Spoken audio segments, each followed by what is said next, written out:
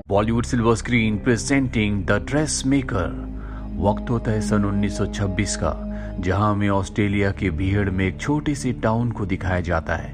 इस टाउन में बहुत कम लोग रहते हैं और इन्हीं लोगों में होती है 10 साल की मिटल, जो यहाँ अपनी मॉम मॉली के साथ रहती है। और इस पूरे टाउन में ना तो मिटल को और ना ही उसकी मॉम को कोई पसंद करता है। सब मिटल को स्कूल में बुली करते हैं, उसे उल्टा सीधा कहते हैं। यहाँ तक कि टाउन के जो बड़े लोग होते हैं वो भी मात्र 10 साल की मिटल को पसंद नहीं करते। अब एक दिन मिटल की क्लास में एक लड़के की मृत्यु हो जाती है और उसकी मौत का इल्जाम आता है मिटल के ऊपर। सबका यही मानना है कि मिटल ने उस बच्चे को मारा है।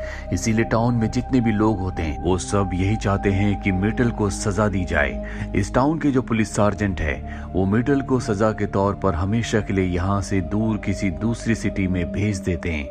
25 साल बीत जाते हैं और साल आता है सन 1991 का। मिटल एक बार फिर से अपने टाउन में वापस आ चुकी है। उसे अपने बचपन की धुंधली धुंधली यादें हैं। सबसे पहले वो अपने घर में जाती है, जहां उसके घर की हालत बहुत ज्यादा खराब होती है।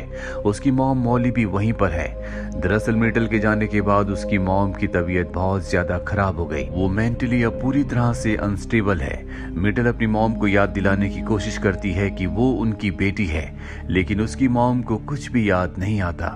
इससे मिटल को बहुत दुख होता है, पर अब उसे इस सच्चाई को एक्सेप्ट करना होगा। दरअसल उसका घर टाउन से थोड़ा सा अलग थलग होता है और अब मिटल अपने घर की सफाई करती है, अपनी मॉम को अच्छे से साफ करती है और घर के बाहर अपनी मशीन भी लगाती है, क्योंकि वो ड्रेस मेकर है, वो ड्रेसेस बनाती है। वो अपनी मॉम से कहती है कि टाउन के लोगों ने हमारे साथ अच्छा सलूक नहीं किया, पर उसकी मॉम इस बात का कोई भी जवाब नहीं देती।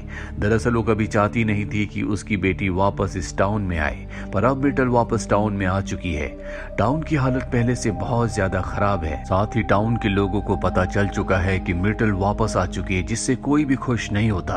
अब इसी टाउन का दूसरे टाउन वालों के साथ फुटबॉल मैच चल रहा होता है और वहां पर मिटल भी जाती है, जिसने बहुत ही खूबसूरत ड्रेस पहनी होती है। और उसकी ड्रेस से यहाँ पर इस टाउन के जितने भी फुटबॉल प्लेयर्स होते हैं वो सब के सब डिस्ट्रैक्ट हो रहे होते हैं, जिस वजह से उनकी परफॉर्मेंस डाउन हो जाती है।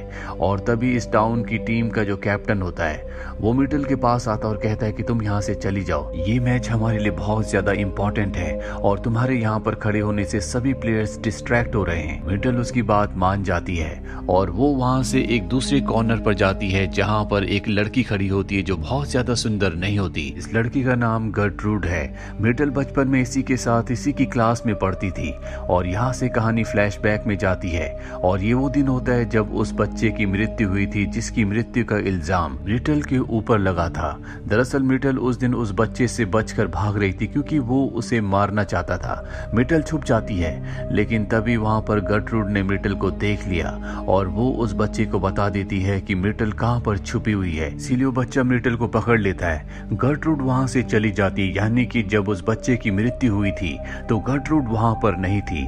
और अब प्रेजेंट में दिखाया जाता है, जहां पर मिटल गर्ट्रूड को कहती है कि एक अच्छी ड्रेस सब कुछ बदल सकती है। दरअसल वो भी सुंदर दिखना चाहती है, साथ ही वो एक लड़के को पसंद भी करती है, लेकिन वो लड़का उस पर ज्यादा ध्यान नहीं देता।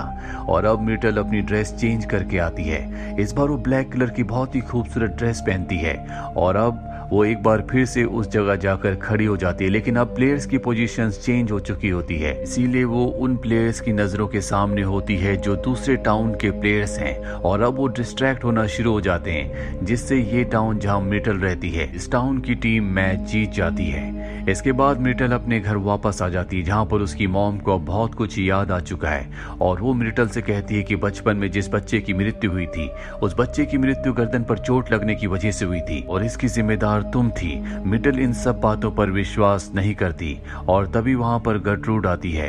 वो मिटल से कहती है, मैं चाहती हूँ कि तुम मेरे लिए एक बहुत ही खूबसूरत ड्रेस बनाओ। मिटल कहती है, ठीक है, मैं तुम्हारे लिए एक अच्छी ड्रेस बनाऊंगी, लेकिन तुम्हें ये एक्सेप्ट करना होगा कि बचपन में जब मैं उस लड़के से छुप रही थी जिसकी मृत्यु हुई, तो उस दिन उस वक्त तुमने उसे बताया था कि मैं कहाँ पर छुपी हुई हूँ। गर्ट्रूड एक्सेप्ट करती है, क्योंकि उसी ने उस लड़के को बताया था और अब मिटल उसके लिए ड्रेस बनाने के लिए तैयार हो जाती है। दरअसल गर्ट्रूड को आने वाले फुटबॉलर्स के डांस के लिए इस ड्रेस की जरूरत होती है। मिटल इसके बाद उस जगह भी जाती है जहां पर बचपन में उस बच्चे की मृत्यु हुई थी, लेकिन उसे कुछ भी याद नहीं आता कि उसकी मृत्यु कैसे हुई थी। अगले दिन हमें दिखाया जाता है सार्जेंट को। ये वही सार्जेंट है जिसने बचपन बचपन में मिटल को हमेशा के लिए इस टाउन से दूर भेज दिया था और ये मिटल के पास आता है। दरअसल सार्जेंट के पास एक बहुत ही खूबसूरत कपड़ा होता है और उसे मिटल की तरह ड्रेस डिजाइन करने का, कपड़े बनाने का शौक है। मिटल ये बात पहले से जानती थी। सार्जेंट मिटल को बताता है कि मैं तुम्हें टाउन से दूर नहीं भेजना चाहता था, लेकिन जिस बच्चे की मृत्यु हुई थी उसके पिता टाउन के काउंसलर हैं। उन्होंने मुझे तुम्हें यहाँ से भेजने के लिए प्रेशराइज किया, इसीलिए मुझे तुम्हें यहाँ से भेजना पड़ा। मैं कभी नहीं चाहता था कि मैं तुम्हें यहाँ से दूर भेजूं। और अब इन दोनों के बीच में जो भी गिला शिकवा होता है वो पूरी तरह से खत्म हो जाता है। वहीं फुटबॉलर्स के डांस की रात को दिखाया जाता है कि गर्ट्रूड वो ड्रेस पहनकर जाती है जो उसके लिए मिटल ने बनाई है और वो लड़का जिसे वो पसंद करती है वो उसे देखता ही रह जाता है। दरअसल इस ड्रेस में वो बहुत सुंदर लग रही होती है। वहीं मिटल को दिखाया जाता है जो फुटबॉल कैप्टन टेडी के साथ अपनी मॉम को लेकर फिल्म देखने के लिए जाती है और बातों ही बातों में टेडी को बताती है कि जल्दी वो अपनी मॉम को लेकर इस टाउन से हमेशा के लिए चली जाएगी। टेडी कहता है तुम कहीं भी चली जाओ, मैं तुम्हें ढूंढूंगा। और यहाँ पर उसे पता चल जाता है कि टेडी उसे पसंद करता है। अगली सुबह दिखाया जाता है कि मिटल के पास टाउन की बहुत सारी फीमेल्स आती हैं जिन्होंने रात को गर्ट्रूड को उस खूबसूरत ड्रेस में देखा था और अब वो सब भी मिटल से अपनी ड्रेसेस बनवाना चाहती हैं। जल्दी मिटल पूरे टाउन में फेमस हो जाती है, हर कोई उसी से ड्रेस बनवाता है। और यहाँ पर काउंसलर जिसके बच्चे की बचपन में मृत्यु हुई थी वो इस बात से जेलस हो जाता है, इसीलिए टाउन में वो एक प्रोफेशनल ड्रेस मेकर को बुलाता है जिसका नाम ऊना होता है। ऊना मिटल से मिलते उसकी ड्रेसेस देखती है, लेकिन ऊना को उसकी ड्रेसेस को ज्यादा अच्छी नहीं लगती। वहीं टेडी मिटल को बता देता है कि वो उसे बहुत प्यार करता है, पर मिटल उसे कहती है कि मैं एक श्रापित लड़की हूँ, तुम्हें मुझसे दूर रहना चाहिए। दरअसल वो नहीं चाहती कि वो किसी के भी करीब जाए। और अब गर्ट्रूड की उस लड़की से एंगेजमेंट होने वाली होती है जिसे वो पसंद करती थी और ऊना उसके लिए ड्रेस डिजाइन करती है जो गर्ट्रूड को बिल्कुल पसंद नहीं आती, इसीलिए वो मिटल के पास आती है और मिटल उसके लिए एक बहुत ही शानदार ड्रेस डिजाइन करती है जो सब देखते रह जाते हैं। ऊना के आने से मिटल की पॉपुलैरिटी थोड़ी सी कम हो गई थी, लोग उससे ड्रेसेस नहीं बनवा रहे थे, पर अब एक बार फिर से सब उसके कायल हो गए। वहीं काउंसलर की पत्नी जो देखती है काउंसलर का इंटरेस्ट उसमें कम हो रहा है, वो मिटल के पास अपनी ड्रेस डिजाइन करवाने के लिए आती है। दरअसल वो शुरू से ही मानती है कि मिटल उसके बेटे की मौत का कारण नहीं है, वो ऊपर पेड़ से नीचे गिरने की वजह से मारा गया था। और अब वो मिटल से कहती है कि तुम मेरे लिए एक ड्रेस बनाओ। वही मिटल चाहती है कि बचपन में जो इल्जाम उसके सर पर लगा था उसे वो पूरी तरह से मिटा दे, इसीलिए वो सार्जेंट के पास जाती है और उस बच्चे की केस की फाइल मांगती है जिसमें वो देखती है कि टीचर ने उसके खिलाफ गवाही दी है। वो अपनी टीचर के घर जाती है और उसकी गवाही पढ़कर उसे सुनाती है। यहाँ पर टीचर को मजबूरन ये बताना पड़ता है कि जिस वक्त उस बच्चे की मृत्यु हुई थी वो वहां पर नहीं थी, यानी कि उसने झूठी गवाही दी है। और अब मिटल यहाँ से सीधा उस जगह जाती है जहाँ पर गर्ट्रूड की एंगेजमेंट हो रही होती है। वहां पर सार्जेंट होता है, वो सार्जेंट से कहती है कि एक झूठी गवाही के बेस पर तुमने मुझे यहाँ से हमेशा के लिए दूर भेज दिया। सार्जेंट कहता है कि मुझे काउंसलर ने कहा था। वो कहती है कि काउंसलर ने मुझे किस हक से यहाँ से दूर भिजवाया।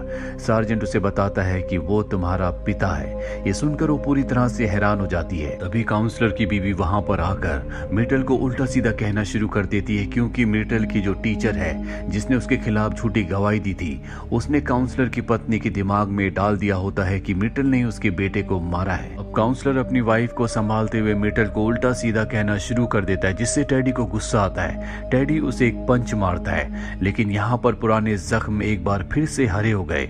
टाउन के लोग एक बार फिर से मिटल से नफरत करना शुरू कर देते हैं। मिटल वहां से भागने लगती है और तभी टेडी का भाई जो कि मेंटली डिसेबल्ड होता है, जो बचपन में उसी जगह था जहाँ पर उस बच्चे की मृत्यु हुई थी, वो जोर जोर से चिल्लाना शुरू कर देता है कि मिटल ने किसी को नहीं मारा, बस वो अपनी जगह से हट गई थी। और अब टेडी मिटल के पास आता है और उसे उसी जगह ले जाता है जहाँ पर बचपन में उस बच्चे की मृत्यु हुई थी। यहाँ पर मिटल को सब याद आ जाता है कि काउंसलर के बेटे ने उसे दीवार के साथ खड़े रहने के लिए कहा था और कहा था कि अगर वो वहां से हिली तो वो उसकी मॉम को मार देगा। और इसके बाद काउंसलर का बेटा बुल की तरह उसे हिट करने के लिए आगे बढ़ा, पर इससे पहले कि वो उसे हिट करता वो वहां से हट गई थी, जिस वजह से उसकी मृत्यु हो गई। टेडी का भाई जो बचपन से थोड़ा सा मेंटली डिस्टर्ब था, उसने दूर से दूरबीन से सब कुछ देख लिया था, पर उसने किसी किसी को नहीं बताया क्योंकि वो जानता था कि उसकी बात पर कोई विश्वास नहीं करेगा, सब उसे पागल समझते हैं। पर अब यहाँ पर मिटल को सब याद आ चुका है। टेडी और मिटल जो एक दूसरे से प्यार करते हैं, एक दूसरे के बहुत करीब आ जाते हैं। टेडी कहता है मैं तुमसे शादी करना चाहता हूँ। मिटल कहती कि नहीं, तुम ऐसा नहीं कर सकते, मैं श्रापित हूँ। टेडी कहता है मैं इन सब बातों को नहीं मानता। ये दोनों के दोनों साइलो के ऊपर होते हैं। टेडी ये साबित करने के लिए कि वो श्रापित नहीं है, साइलो जिसके अंदर ग्रेन्स रखा जाता है उसके अंदर जंप करता है। हालांकि वो उसे मना भी करती है, लेकिन टेडी उसकी बात नहीं सुनता। वो पूरी तरह से ग्रेन से भरा होता है, इसीलिए उसमें फंसकर उसकी मृत्यु हो जाती है। और उसकी मृत्यु के बाद यहाँ पर एक बार फिर से मिटल पूरी तरह से हताश हो जाती है। और जब उसकी तबीयत खराब होती है तो उसकी मॉम मॉली उसके पास आती है और बताती है कि काउंसलर पहले उसी के साथ रहा करता था और उसने दूसरी शादी कर ली जो कि बहुत ही अमीर औरत थी, उसके पास पावर थी, इसीलिए वो मुझसे हमेशा के लिए अलग हो गया और वो मुझसे नफरत करने लगा। इसीलिए उसने तुम्हें टाउन से दूर भेज दिया था ताकि वो मुझसे बदला ले सके। टाउन के सभी लोग इसके जिम्मेदार है क्योंकि उन्होंने उसका साथ दिया। तुम्हारे अंदर जो आर्ट है, तुम्हें इस आर्ट को टाउन के लोगों के खिलाफ इस्तेमाल करना चाहिए। और मिटल को समझ नहीं आता कि वो कैसे अपनी आर्ट को सबके खिलाफ इस्तेमाल कर सकती है। वहीं अगले दिन दिखाया जाता है जहां पर मिटल की मॉम को हार्ट अटैक आता और उनकी मृत्यु हो जाती है। अपनी मॉम की मृत्यु से वो पूरी तरह से टूट गई है क्योंकि अब उसका इस दुनिया में कोई भी नहीं है। रात को बहुत ज्यादा फ्रस्ट्रेटेड होती है, इसीलिए वो अपना म्यूजिक प्लेयर उठाकर बाहर फेंक देती है जो उसकी क्लास टीचर के सिर पर लगता है जिसने बचपन में उसके खिलाफ गवाही दी थी। दरअसल वो उसके घर में ताक झांक कर रही थी, यानी कि उसके झूठ की सजा उसे मिल गई। सार्जेंट इसके बाद उसे मालबर्न सैनिटोरियम में भेज देता है। वहीं हमें टाउन में एक केमिस्ट को दिखाया जाता है जो हमेशा अपनी पत्नी पर जुल्म करता था। उसकी मृत्यु उस वक्त हो जाती है जब उसकी पत्नी उन ब्राउनीज को खा रही थी जो मिटल की मॉम ने उसे दी थी। दरअसल उसमें भांग थी ताकि वो ब्राउनीज खाने के बाद उसका दर्द कम हो सके। और अब टाउन के सभी लोगों को पता चल जाता है कि ब्राउनी की वजह से उस केमिस्ट की मृत्यु हुई है। अगर उसकी पत्नी उन ब्राउनीज को ना खा रही होती तो वो बच सकता था। और इसका पूरा का पूरा इल्जाम मिटल और उसकी मॉम पर आता है। और यहाँ पर सार्जेंट जो कि मिटल का एक अच्छा दोस्त है, वो सारा का सारा इल्जाम अपने ऊपर ले लेता है कि उसने वो नशे वाली ब्राउनी उसे दी थी, जिसके बाद उसे अरेस्ट कर लिया जाता है। और अब मिटल यहाँ काउंसलर की पत्नी के पास जाती है और उसे पूरा सच बता देती है कि किस तरह से उसका पति एक कैरेक्टरलेस इंसान है, किस तरह से वो उसे धोखा देता है। इसीलिए काउंसलर जब घर आता है तो उसकी पत्नी उसके पैर को जख्मी कर देती है और वहां उसे मरता हुआ छोड़कर निकल जाती है। आज इस टाउन की जितनी भी फीमेल्स होती हैं वो एक ड्रामा ड्रेस कंपटीशन के लिए गई होती हैं, लेकिन वहां उन्हें पता चलता है कि दूसरी जो टीम है उनकी ड्रेस और किसी ने नहीं बल्कि मिटल ने बनाई है। और ऐसा करने के लिए मिटल की मॉम ने उसे कहा था, जिस वजह से इस टाउन के लोग उस कंपटीशन को हार जाते हैं। वहीं मिटल को अपने घर पर दिखाया जाता है जो अपनी जिंदगी की नई शुरुआत करना चाहती है। उसे यकीन हो चुका है कि वो कोई श्रापित लड़की नहीं है, इसीलिए वो अपने घर के बाहर एक रेड कारपेट बिछाती है और उसमें ऑयल डालकर सबसे पहले अपने घर को जलाती है और उस रेड कारपेट से होते हुए इस टाउन से निकल जाती है। मिटल के घर की आग धीरे धीरे पूरे टाउन में फैल जाती है जिससे पूरा का पूरा टाउन जल जाता है। और जब टाउन के लोग उस कंपटीशन को हार कर वापस अपने टाउन में आते हैं तो देखते हैं कि उनका टाउन जल रहा है। ट्रेन में हमें मिटल को दिखाया जाता है जो हमेशा के लिए अब पेरिस जा रही है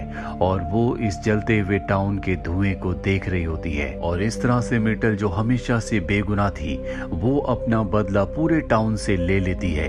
यहीं पर ये फिल्म, ये कहानी खत्म हो जाती है। उम्मीद करते हैं कि ये कहानी आपको पसंद आई होगी।